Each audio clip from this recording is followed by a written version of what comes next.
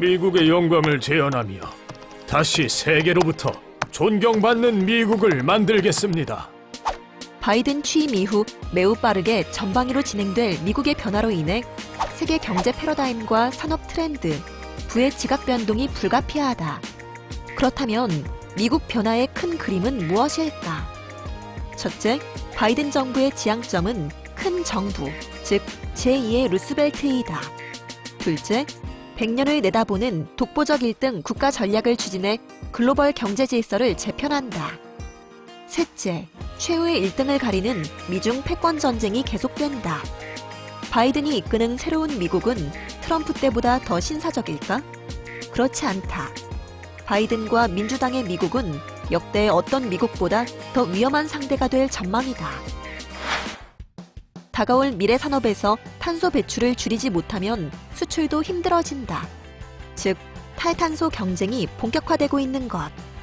바이든이 추구하는 그린 뉴딜의 가장 큰 목표는 탄소 중립이다. 한국 정부도 2050 탄소 중립을 선언하고 재생에너지와 수소, 에너지 정보기술 등 3대 에너지 신산업을 육성하기로 했다.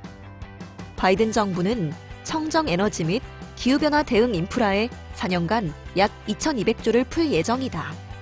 따라서 한국풍력과 태양광 등 친환경 에너지 업계와 전기자동차 배터리 산업 등이 직간접적으로 그 수혜를 받게 될 것으로 예상된다.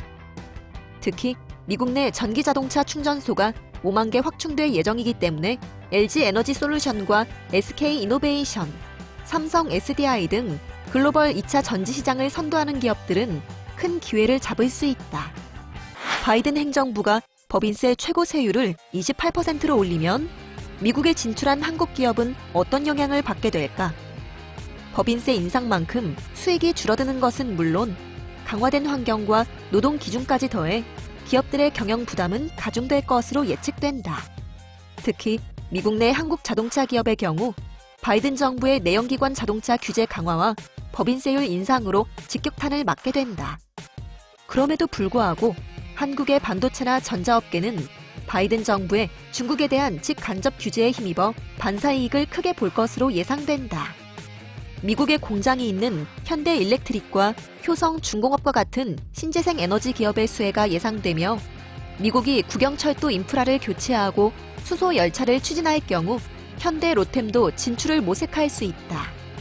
코로나19 백신 출시 이후 수요 회복이 빨라질 것이라는 기대감과 바이든이 대규모 경기 부양에 나서면 석유에 대한 수요가 폭발적으로 늘어날 가능성이 높아진다.